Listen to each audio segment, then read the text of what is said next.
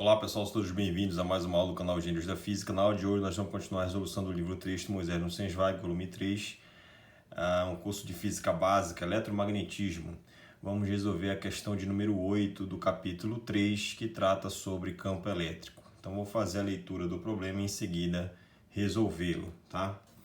Então, a questão 8 diz o seguinte, olha, o valor médio do campo elétrico na atmosfera num determinado dia, num ponto da superfície da Terra, é de 300 Newton por Coulomb, dirigido verticalmente para baixo a uma altitude de 1.400 metros. Ele reduz-se a 20 Newton por Coulomb. Qual a densidade média de carga na atmosfera abaixo de 1.400 metros? Para mais informações sobre eletricidade atmosférica, veja o livro do Feynman e Lectures on Physics, tá? Volume 2, capítulo 9. Então vamos lá, pessoal. Como é que você vai resolver esse problema, tá? Então, colocar aqui a sua solução, né? E fazer a discussão do problema. Então aqui, ó, você considera primeiramente, né, a Terra em verde. A Terra tem um raio R, tá? Uma carga Q1 e uma densidade de carga volumétrica ρ2, tá? E a atmosfera tem uma altitude de uma altura h em relação à superfície, né, de 1.400 metros, né?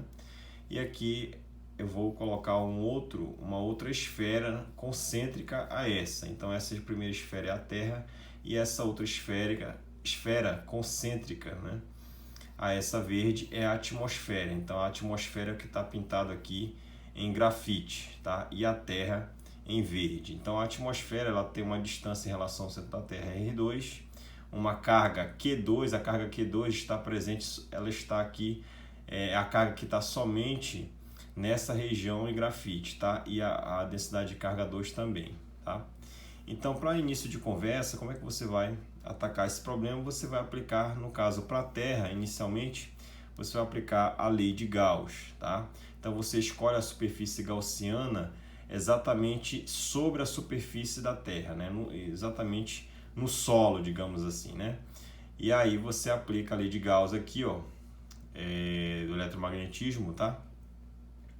Esse campo elétrico, né? Então você calcula aqui, então quando você resolve, né? Se você escolhe a superfície gaussiana exatamente sobre a superfície da Terra, e é uma esfera, então você vai ter o módulo, né? Esse produto escalar, o módulo aqui dá o E1, né? A integral fechada de ds dá 4π r1 ao quadrado, né? A área da esfera aqui, essa integral, né? A área da esfera em verde, igual a carga 1, que é a carga da Terra, sobre ε0, tá? Esse ε0, apesar de eu estar considerando o vácuo, mas ele é muito próximo do valor aqui no meio, no ar, tá?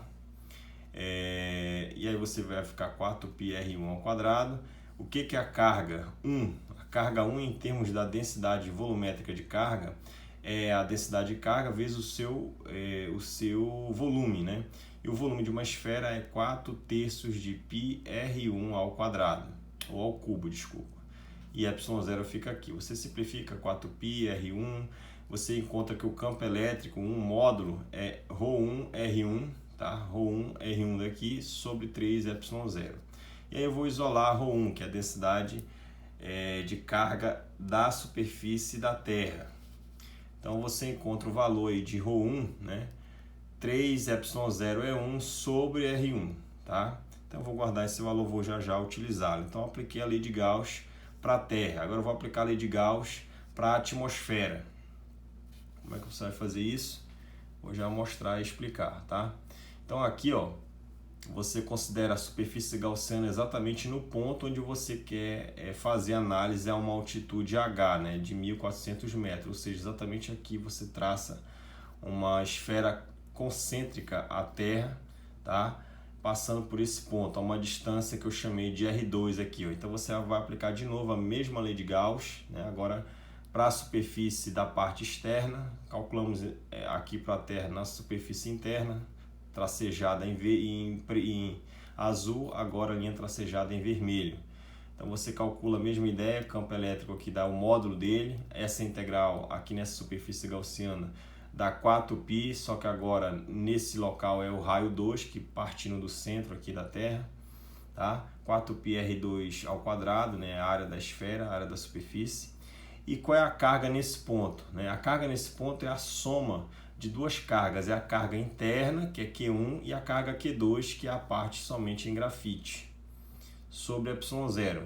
Quem é Q1 em termos da densidade de carga 1, nós já fizemos desse lado aqui esse resultado, tirando o ε0, claro, tá aqui, ó. E quem é Q2? Q2, agora a mesma ideia em termos de ρ2, vai ficar ρ2 vezes o volume dessa coroa circular esférica, tá? Então, o volume de uma coroa circular esférica é 4/3 de π, o raio externo, que é R2 ao cubo, menos o raio interno, R1 ao cubo, tá? Então, ao colocar essa passagem, simplifica os 4πs aqui, né? E aí você agrupa, organiza os termos aqui, tá? Fatora o 3 daqui e daqui, coloca do lado do ε0. E aí você vai substituir ρ1, esse resultado que nós acabamos de obter aqui nessa coluna, tá? Você vai substituir ρ1 bem aqui e fazer a simplificação, né? Organizando, tentando isolar esse ρ2 aqui, ó, que é o que você quer encontrar. Você quer determinar exatamente quem é esse ρ2, quem é a densidade média volumétrica de carga na atmosfera, tá? E aí você isolando o ρ2, depois de algumas etapas e simplificações, você encontra esse resultado aqui. Sabendo que R2, essa distância R2 é R1 mais H.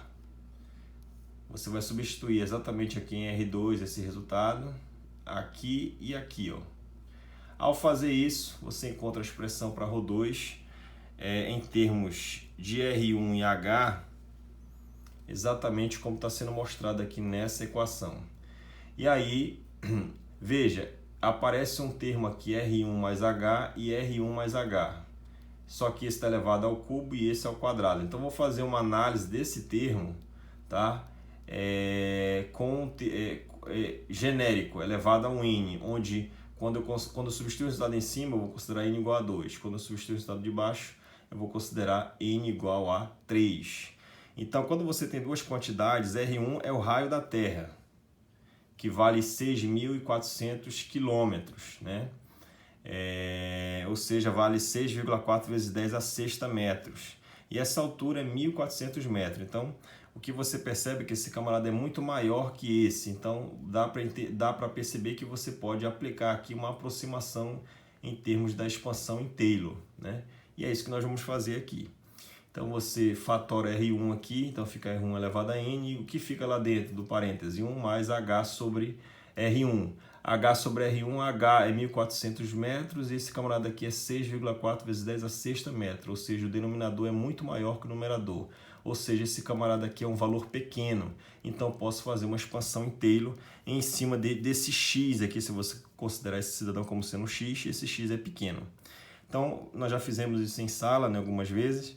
Como é que você expande isso aqui em Taylor? Então, vai ficar, repete aqui R1 elevado a N, essa expansão em Taylor fica 1 mais o x, que é nx, n, que é o expoente, vezes o x, que é HR1, e outros termos, né, de segunda, terceira e outras ordens aí.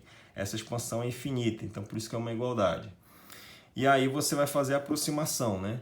A aproximação é exatamente considerar exatamente no termo da série truncada somente esse termo. Os termos de ordem de ordem 2 aqui eu desprezo.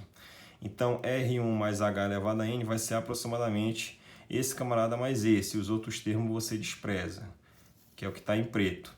E aí você vai substituir para N igual a 2 aqui, ó, 2, substitui a expressão aqui em cima, e embaixo, no denominador, você substitui N igual a 3, 3 aqui, 3 aqui.